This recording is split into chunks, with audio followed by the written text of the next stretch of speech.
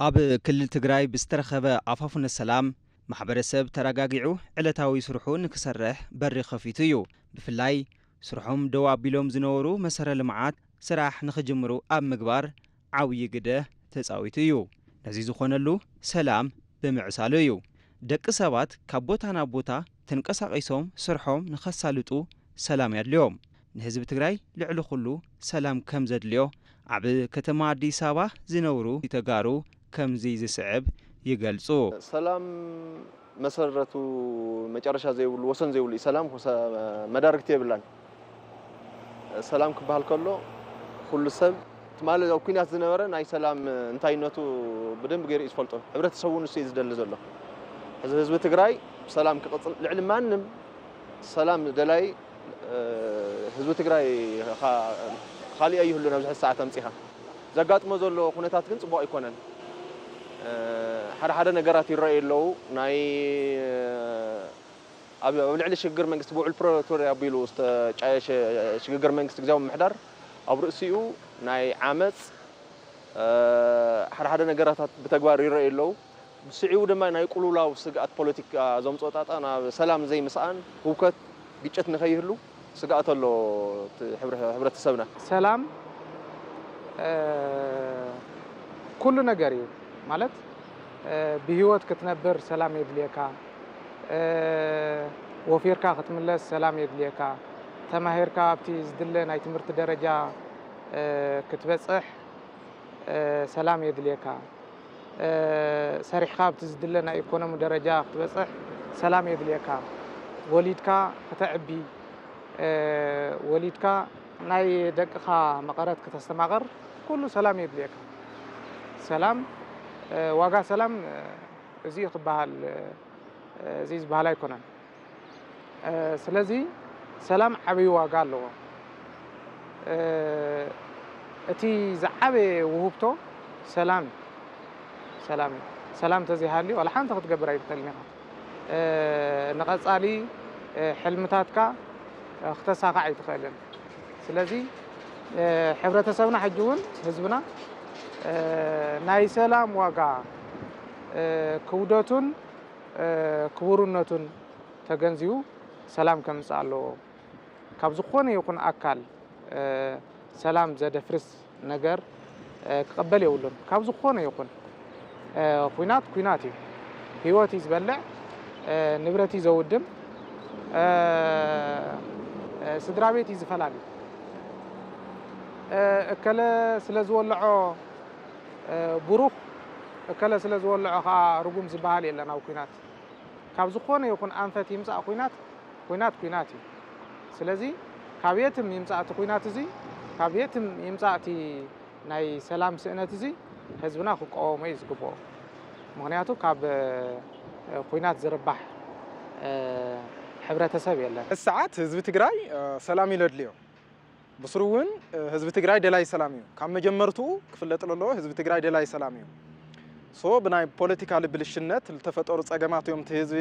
ናብ ዘይኮነ መንገዲ ኣትዮም በይ ህዝብና ሰላም ይለድልዮ። ደላይ ሰላም እዩ፣ ደላይ ስራሕ እዩ። ያው ኩላትና ንፈልጦ ህዝቢ ትግራይ ብኢኮኖሚ እናተጎድአ ልመፀ ህዝቢ እዩ። ብመሰረተ ልምዓት እናተጎድአ ልመፀ ህዝቢ እዩ። ተይበልዐ በልዑ፣ ተይሰተየ ሰትዩ፣ ተይሓለፈሉ ሓሊፍሉ እናተባሃለ ብፕሮፓጋንዳ ተሰርሐሉ ልመፀ ትሽቀጠሉ ልመፀ ህዝቢ እዩ። ሶዚ ኢለ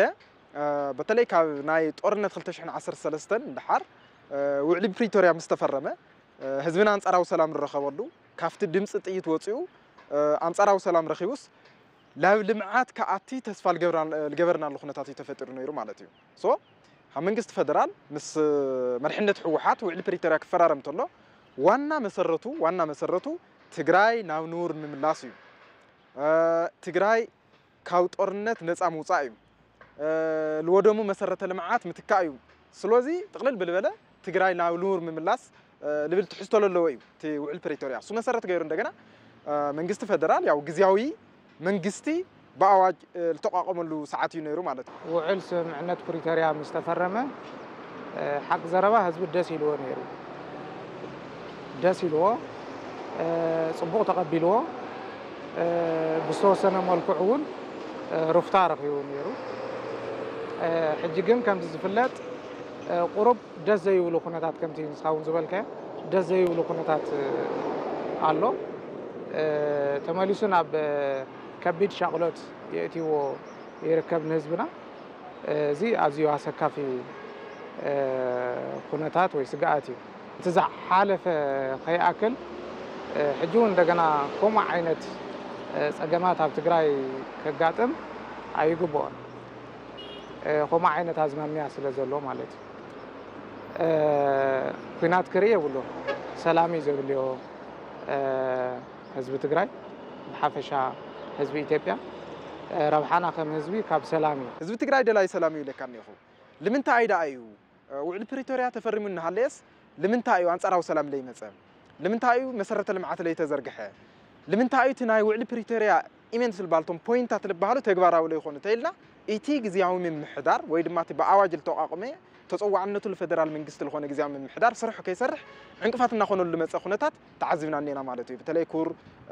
ርእሰ ምምሕዳር ግዚያዊ ርእሰ ምምሕዳር አተገታቸው ረዳ ለሃዎ መግለጽ ተኸታተልካ ትኾን ትኽእል ኢኻ ብጣዕሚ ልሕዝን ለምንታይ ዝዶ ክኾን ነይርዎ ህዝብና 4 ዓመት ለአክላው ከንዳና ነበረ ኣብ ጥመትና ነበረ ጫፍ ካብ ጫፍ ትውለት ትኽእል ኢኻ ትግራይ ኣብዚ ከባቢ ኢልካ ትገልጾ ይኹን እቲ ህዝቢ ዳግማይ ላብ ሕምስ መስላአቶ የሉ ኹነታት ይለለና ጥቅልል በልበለ መንግልኩ ግን እዚ ሕዚ ተፈጥሮ ለሎ ኣብ ትግራይ ድሌት ህዝቢ ትግራይ ይኾን ድሌት ህዝቢ ትግራይ ሰላም ልምዓት ራህዋ ቅሳነት እዩ ልብል ጥቅልል በለ ሓፈሻዊ ሓሳብ ይለለኒ ትስሚ ዘለመ ሰላምና ሰላም ይዝደሊ ተረዲእዎ ኣብ ሓደ ዓይነታት ሓሳስባ ይዝርከብ መንእሰይ ጥራሕ ይኮነን ኩሉ ብብርኪ ዕድመታት ዘለዎ ብማሕበር ሓረስቶት ኣዴታት ኣቦታት ንወሎም መንእሰይ ብብርኪ ዘሎ ጠቅላላ ናብ ሓደ ሓሳብ ኣተሓሳስባ ሰላም ዝደሊ ናብ ልምዓት ብልምዓት ኣቢሉ ዝሕሸ ልምዓት ረኺቡ ታደሎ ናይ እንጀራ ዕለታዊ እንጀርኡ ደፊኡ ሰላም ክነብር ካብ ናብ ነፃ ረኺቡ ካብ ናብ ቦታ ተንቀሳቂሱ ከም ልቡ ክንቀሳቀስ ይዝደሊ ስለዚህ መንእሰይ ታይ ዝደለሎ ኩናት ከይኮነ ዝደሊ ሰላም ረኺቡ ህይወቱ ክቅይር ሰላማዊ ናብራ ክነብር እዚ ንዚ ድማ እንት ጦርነት እናኾነነ እውን ይርከቡ ዝሕዝ እዋን ኩሉ ግዜ ሰላም ተልዩ ዝጅመሩን ዝውድኡን ዓበይቲ ፕሮጀክታት አለው ዓበይቲ ነገራት አለው ካብቲ ኩናት ምስ ወፀት ትግራይ ሰላም ስለ ዝረኸበት ጥራሕ እቲ ምርግጋዕ ስለ ዝመፀ ጥራሕ ዝተጀመሩ ሓደ መሊስካ ናይ ምሕዋይ ጅማሮታት አለው ማሕበረሰብ ብሰላም ወፂኡ ብሰላም ስርሑ ሰሪሑ ንኽምለስ ሰላም መማረጽ ዘይብሉ ዛዕባ እዩ ሰላም ተዘይሃልዩ ኩሉ ነገር ኢንተርኮኔክሽን አቲኻ ምውፃእ ናይ ዕዳጋ ልውውጥ ኣይህሉን ካብ ማእኸል ዓዲ ሰደድ ናብኡ ይመጽን ካብ ማእኸል ሴንትራል ኢትዮጵያ አዲስ አበባ ካብ ጅቡቲ ንወሉ ቀጥታ ዝኣተው ቁሕታት ገደብ ክህሉ እዮም መንቀሳቀስቲ ሲቪላውን ሰላምን ደለይትን ስካዕ ዝኾኑ ማለት እዩ ስጋኣት እንተሃልዩ ኩሉ ግዜ ኢኮኖሚ ምርባሽ ይመጽእ ናይ ኩሉ ነገር ናብ ዕጽፊ ገንዘብ ሂብካውን ትስእነሉ ሰዓታት እውን ኣሎ ትማል ደማ ይዕጻን ኩባን መከራን ስለ ዝነበረ ህዝቢ ተመሊስና ናውና ክንኣቱ ኣብ ስጋኣት እትይዎ ይርከብ እዚ ደማ ኩናት ደማ ሞራል ድሕር ናይ ሕብረተሰብ ሞራል ድሕር ዘይብልካ ብዓለም አቀፋዊ ዲፕሎማሲ እውን ሞራል ድሕር ዘይትረክብ ኮይንካ ጉባኤ ይኮነን ሞራል ዝህብ ኩናት እውን የለን አይነበረን ካብ ትማል እውን ግን ምናልባት ተበዲለ የናልካ ኩናት ኣብ ተኣተሉ ሰዓት ህዝቢ ወኪልካ ናብ ኩናት ተኣተኸለኻ ሕዚ ናይ ትማል ነበረ ሞራል የለን በአንጻራዊ ደገፍት ነቲ ኩናት እውን ብፍላጥን ብዘይፍላጥን ዝነበረ ፋይናንሻልን ብሞራልን ዝነበረ ሓሳቡ ናብ ናይ ትማል ክቕፅለ ይኽእል እዚ እናተርአየ ታይ ዝፍጠር ዘሎ ግን ኣይደኖ ናበይ ከም ዝኽየድ ዘሎ ሕዚ እውን መራሕቲ ናይ ትክልል ትግራይ ከም ዓበይቲ መራሕትን ተባሂሎም ዝፅውዑ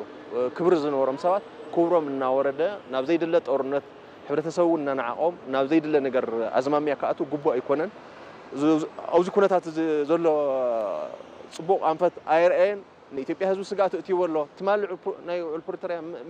ሪዝን ብተግባር ክርአ ኣሎ ተፈጻሚነት ክህሉ ኣሎ ብእዋኑ ናይ ዲዲአር ስነ ስርዓት ክኸይድ ኣሎ ብውሕድ ሰራዊትን ምልሻን ተዓዲ ፀጥታ ክትሕሎ ክትክእል ኣለዋ ስደተኛታት እውን ብናይ ሴንትራል ገቨርናንስ መንግስትን ማእኸላይ መንግስትን ናይ ትክልል መንግስቲ ክሽግር መንግስቲ ብምርዳእ ናብ ቦታኦም ክምለሱ ክኽእል ኣሎ ተመሊስካ ናብ ዘይድለ ኩናት ንከይእተው ሕብረተሰብ ሰላም እዩ ሕርያና ክብል ከም ዝግባእ እቶም ተወለድቲ ይጸርሑ ተመሊስና ናብቲ ዝነበርናዮ ንኸይነኣቱ ከዓ ሕብረተሰብ በፍጹም ከውን የብሉን ሰላሚና እንደሊ ኩናት የድልየናን ይብላሉ የስ ጽቡቕ መሪጹ እቲ ህዝቢ ጽቡቕ መሪጹ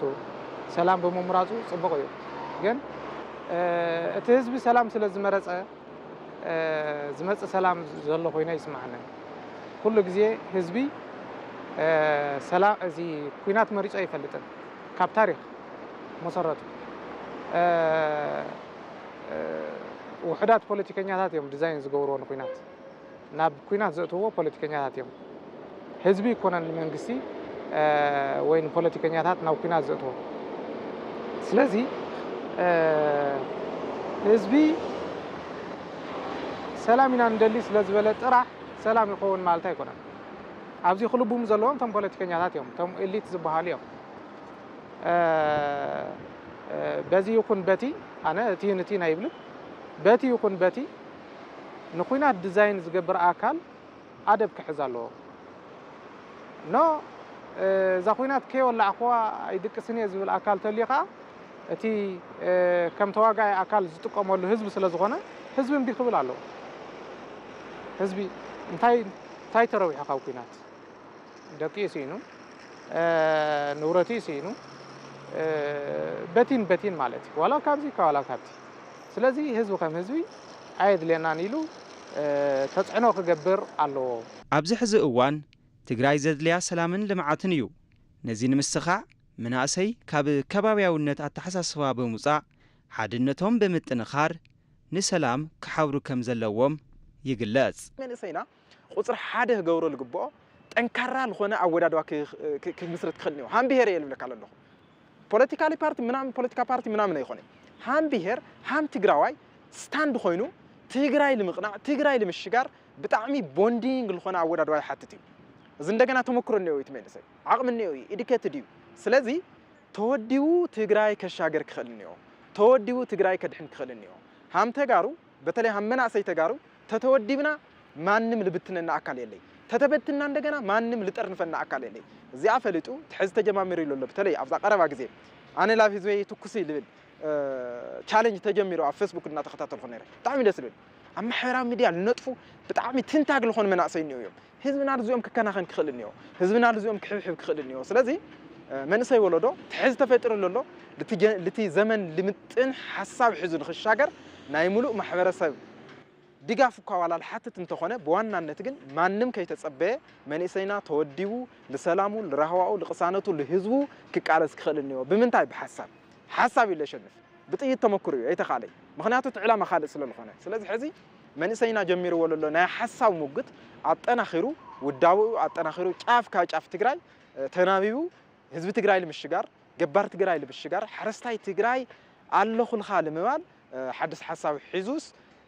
ተንኻሎት ክልላት ኣትዩን ለለዋና ልምዓት ስራሕቲ ትግራይ ውን ናጋ ድሕር ናጋ ንኽተኣቲ መንእሰይ ወለዶ ጠንክሩ ክሰርሕኒ ወለል መልእኽቲ ይለለን መንግስቲ ፌደራል ንክልል ትግራይ ዓቕሙ ዝኸኣሉ ሓገዝ ኣብ ምግባር ከም ዝርከብ ይፍለጥ ፍላይ ኣብቲ ክልል ኣብ ዝሕዚ እዋን ዝረአ ዘሎ ምትፍናን ናብ ጎንፂ ንኸየምርሕ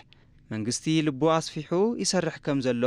ይሕበር መንግስቲ ዝከኣሎ ኣስተዋፅኦ ናገበረ ይመፅዩ ና ኣስተዋፅኦ ናገበረ መፅዩት መሰረተ ልምዓት ብውዕል ፕሮሌታርያ መሰረት ዝተገበረ ኣብ መሬት ወሪዱ እስካዕ ዝሓዘ ዋላ ሽግር ይሃልዎ ምስ ሽግሮም ተም ሰባት ንእምቲ ህዝቢ ክበሃል ግን ትዝምነሩ መሰረተ ልምዓት ኣውታራት ኣይተቋረፁን ቴሌ ተቋረፀን ባንክ ተቋረፀይ መብራህቲ ተቋረፀይ ኩሉ ነገር ኣይተቋረፀይ ንኽቋረፅ እውን ዝግበር ዝግጅት እውን የለን ብዕዊ መንግስቲ ትማለብ ጦርነት ዝነበረ ህዝቢ መሊሰን ሕዝና ጦርነት ካኣትዎ ይከልን ክዕገሶም መጀመርያ ዓለም ኣቀፋዊ ሕብረተሰብ ይገንዘበለ ይረዳእ ሕብረተሰብ እውን ይረዳእ እዩ ኣብ መጨረሻ እስካብ ሶም ኣፎም ቃታ ስሒቦም ናና ዝትኩሱ ብትዕግስቲ ንፅበዮም ዝብል ናይ ርሒቁ ምሕሳብ ንእምቲ ህዝቢ ፅቡቕ ባህር ኣሎ ብኡ ክቕፅል እዩ ዘለዎ ሕብረተሰብ ዝደልዮ ዋዕሉ ዝመረፀ ሰብ ብዋዕሉ ዝመረፀ ሰብ ክመሓደር ይዝደሊ بحيل دما يزمحدرون أيهل. لذي نزيد تعجس ما فيدرال المنجستي بتعجست بصمونا يصبوا له كأول لعل تعجست نصبه قصل متى يجبون كل نجار انتسي إنك حبرت سو خميلهم زحروته قلت إيو وجون يتنا يتقرأ هزوي نمت توجون ونمت تانجوا تحلف نمت ما جوك تحلف تانجوا زبال نمت توجون تهزو تقرأ فيدرال المنجستي كم زي جو بلب عبيخة بأرحقها بمحساب بتعجست كصبايو اسكع مجرشك خير يزدلي منسينا افدرال منجست للو تسفا بتعمل العلق خون كخلنيو منجست እንደገና عفتي حزي تجمر له ناي وطات منقسقاس بطعم العابه تسفا كجبر كخلنيو تسفا من غار بچا تيخوني ايدو اتيو كافتل نورو اطناخيرو كقصل كخلنيو منسينا حزي امطال ولخكا ناي موداو ملكعات جماميرنيو بمحبرام ميديا بطعم بولطات لبحال حسابات رايز اوت مغبار جميرنيو اذا منغست بقطا كتقملو كخلنيو منسي بهامي منغدي غيرخا يودب يتحاس بهامي منغدي لاب لمعات كمصنيو دحري دغم همزه عينت هلقيت لسعو طورنت نخيخست همزه عينت مكففال نخيمص